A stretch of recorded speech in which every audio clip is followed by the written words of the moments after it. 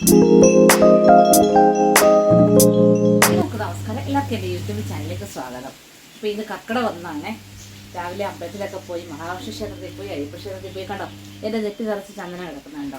അപ്പോൾ ഇന്ന് തൊട്ട് രാമായണം വായിക്കുന്നുണ്ട്. ഞാൻ രാവിലെ നിഴലൊക്കെ എത്തിച്ചു, കുറച്ചേരം ഇത് രാമായണം വായിച്ചു. അപ്പോൾ അത് എല്ലാ ദിവസവും ഉണ്ടാവും. എല്ലാ ദിവസവും ഞാൻ രാമായണം വായിക്കും. അപ്പോൾ ആ ദിവസങ്ങളിൽ നോൺ വെജ് ഒന്നും യൂസ് ചെയ്യത്തില്ല, വെജാണ്, വ്രതം നിന്നിട്ടാണ് ചെയ്യുന്നത്. അപ്പം ഇന്ന് ഞാൻ അതുകൊണ്ടൊരു സ്പെഷ്യൽ ഐറ്റമായിട്ടാണ് വരുന്നത്. വെജ് ഐറ്റമാണേ, മസാല കിച്ചടി എന്ന് പറയും. അപ്പോൾ അതെങ്ങനെയാണ് ചെയ്യുന്നതെന്നുള്ളതിൻ്റെ നമുക്ക് വീഡിയോയിലേക്ക് കടക്കാം. ഇപ്പോൾ തന്നെ ഞാൻ ആദ്യം ഒരു ഗ്ലാസ് അരി, നമ്മളിവിടെ നമ്മുടെ ഗ്ലാസ് ഇതാണ് കേട്ടോ, 4 ഗ്ലാസ് എന്ന് പറഞ്ഞിട്ട് ഈ ഒരു സാധനത്തിനാണ്. അതിൻ്റെ ഈ സൈഡിൽ തുരുമ്പ് കാണുന്നത് എൻ്റെ ഓവൻ്റെ തുരുമ്പാണ്, വർഷങ്ങളായ ഓവനാണ്. എൻ്റെ പിടിയൊക്കെ പോയി, ഇനി അത് മാറണം. അപ്പോൾ തന്നെ ഇതാണ് ശരിക്കും പറഞ്ഞു കഴിഞ്ഞാൽ 1 ഗ്ലാസ് അരി. അതായത് എൻ്റെ വീട്ടിൽ 1 കപ്പ് അരി, അല്ലെങ്കിൽ ഇപ്പോൾ എൻ്റെ വീട്ടിൽ 4 ഗ്ലാസ് എന്ന് പറഞ്ഞാൽ ഈ ഗ്ലാസ്സാണ് എടുക്കുന്നത്. ഇത് ഈ കളറിലിരിക്കുന്നതേ എപ്പോഴും എന്താ പറയുക, അരി അളക്കുന്നതാണ്. ഇത് എപ്പോഴും അരി അളക്കാൻ വേണ്ടി മാത്രം യൂസ് ചെയ്യുന്നതായതുകൊണ്ടാണ് കേട്ടോ. അരി എടുക്കുമ്പോൾ അരിയുടെ പൊടി ഉണ്ടാവുമല്ലോ, അതാണ് ഇതിനകത്ത് ഇരിക്കുന്നത്. അപ്പം ഇതിന് ഈ ഒരു ഗ്ലാസ്സിനാണ് 1 ഗ്ലാസ് അരി എടുത്തിട്ടുണ്ട്. പിന്നെ ഈ ഗ്ലാസ്സിന് തന്നെ ഞാനൊരു 1/4 കപ്പ് തോരപ്പരിപ്പ് എടുത്തിട്ടുണ്ട്. പിന്നെ ഒരു ഉള്ളി ഈ രീതിയിലാണ് അരിഞ്ഞു വെച്ചിരിക്കുന്നത്. പിന്നെ ഒരു ചെറിയ സ്പൂണിന് 1 സ്പൂൺ മുളക് പൊടി, 1/4 മഞ്ഞൾപ്പൊടി, ആ ചെറിയ ടേബിൾ സ്പൂണിന് തന്നെ ചെറിയ സ്പൂൺ ഗരം മസാല, പച്ചമുളക്. പിന്നെ നമുക്ക് വേണമെന്നുണ്ടെങ്കിൽ ക്യാരറ്റും കൂടി ഇതിനകത്തേക്ക് അരിഞ്ഞിടാവുന്നതാണ്. അപ്പോൾ ഞാനിപ്പോൾ ക്യാരറ്റ് എടുത്തിട്ടില്ല, ഞാൻ ഇത്രയും സാധനങ്ങളെ എടുത്തിട്ടുള്ളൂ. ക്യാരറ്റ് ഇരിപ്പുണ്ട്. പിന്നെ ഇതേ മല്ലിയില എടുത്തിട്ടുണ്ട്. അപ്പം ആദ്യം എന്തായാലും ഞാൻ ഇതിനകത്ത് ഈ അരിയും തോരപ്പരിപ്പും കഴുകി വാരി വെക്കാം. പിന്നെ ഞാൻ ചെറിയൊരു ക്യാരറ്റും കൂടെ അരിഞ്ഞെടുത്ത്, ഒരു ഭംഗിക്ക് വേണ്ടി ഇച്ചിരി ക്യാരറ്റും കൂടെ അങ്ങ് ഇരുന്നോട്ടെ എന്ന് കരുതി. എന്നിട്ട് ഞാൻ മറ്റേ അരിയും തോരയും വെള്ളം തോരാൻ വെച്ചിട്ടുണ്ട്. നമുക്കൊരു ഒരു പാത്രം വെച്ചിട്ട് സവാളയൊക്കെ ഒന്ന് വഴറ്റിയെടുക്കാം. അപ്പോൾ തന്നെ ഞാൻ ചെറിയൊരു പാൻ വെച്ചിട്ട് അതിലേക്ക് എണ്ണ ഒഴിച്ചിട്ട് ഞാനിതിലേക്ക് എണ്ണ ചൂടായിട്ടില്ല കേട്ടോ. അപ്പോൾ എണ്ണ ഒന്ന് ജസ്റ്റ് ചൂടാവട്ടെ. അതെ, എണ്ണ ചൂടായിട്ടുണ്ട്. അപ്പം ഞാനിനി ഇതിലേക്ക് സവാള എടുത്തിട്ട്,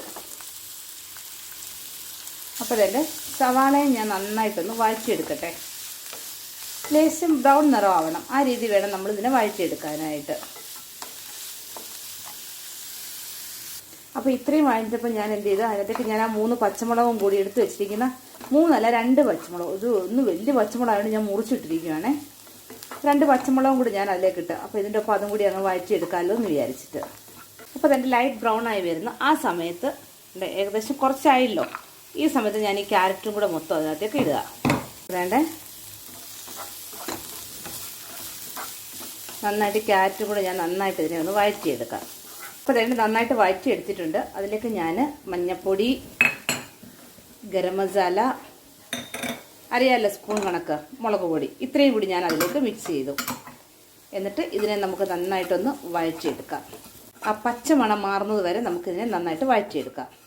എന്നിട്ട് ഞാൻ അതിനെ എൻ്റെ ഒരു കുക്കറിലേക്ക് മാറ്റിയത് ഞാനേ, കാരണം നമുക്കിതിനെ എല്ലാം കൂടി ഇട്ട് വേവിച്ചെടുക്കുക വേണ്ടത്. എന്നിട്ട് അപ്പോൾ ഞാൻ ഇതിനകത്തേക്ക് തന്നെ നമ്മുടെ എടുത്ത് വെച്ചിരിക്കുന്ന അരിയും പരിപ്പും കൂടി ചേർക്കാം. എന്നിട്ട് ഞാൻ ഇതിലേക്ക് ആവശ്യത്തിന് വെള്ളം ചേർത്തു.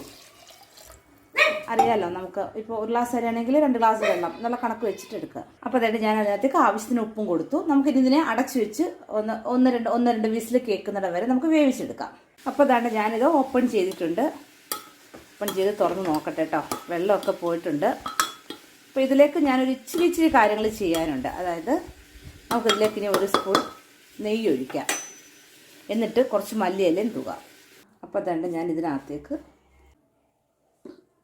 കുറച്ച് വെച്ചാൽ ഇപ്പോൾ ഈ സ്പൂണാണ് ഞാൻ 2 ട്രിപ്പായിട്ട് എടുത്തത്, കണ്ടല്ലോ. അപ്പോൾ ഈ ഇതിൽ ഞാൻ നെയ്യെടുത്ത് ഒഴിച്ചിട്ടുണ്ട്. ഇനി നമുക്ക് മല്ലിയിലയും കൂടി ഇടാം അതിനകത്തേക്ക്.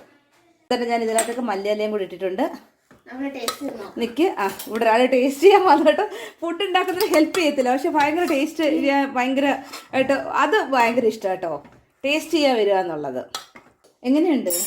കുഴപ്പമില്ല, സൂപ്പറാണ്. ഓക്കെ, അണ്ട ഇപ്പോൾ കേട്ടല്ലോ പറഞ്ഞത്, സൂപ്പറാണെന്ന് പറഞ്ഞത് കേട്ടല്ലോ. അപ്പം ഇത് ഞാനൊരു പാത്രത്തേക്ക് മാറ്റിട്ടോ. അതുകൊണ്ട് ഞാൻ ഉണ്ടാക്കിയ മസാല കിച്ചടി കണ്ടുവല്ലോ. അപ്പം ഇപ്പം ഈ അരി തന്നെ, ഇപ്പം എടുത്ത ബസുമതി റൈസാ, മറ്റേ നമുക്ക് വെള്ളരി എന്ത് വേണമെങ്കിലും എടുക്കാം കേട്ടോ. അപ്പം ഇതുപോലെ തന്നെ നിങ്ങളും ട്രൈ ചെയ്ത് നോക്കുക. ഇഷ്ടപ്പെട്ടെന്നുണ്ടെങ്കിൽ നല്ല ചൂട് കേട്ടോ, കൈ കൊള്ളുന്നു ഇങ്ങനെ പിടിച്ചപ്പോൾ. അപ്പോൾ ഇഷ്ടപ്പെട്ടെന്നുണ്ടെങ്കിൽ ലൈക്ക് ചെയ്യുക, ഷെയർ ചെയ്യുക, ഒപ്പം സബ്സ്ക്രൈബ് ചെയ്യുക. വീണ്ടും ഞാൻ അടുത്ത ഒരു വീഡിയോ ആയിട്ട് വരുന്നവർക്ക് എല്ലാവരോടും ടാറ്റാ.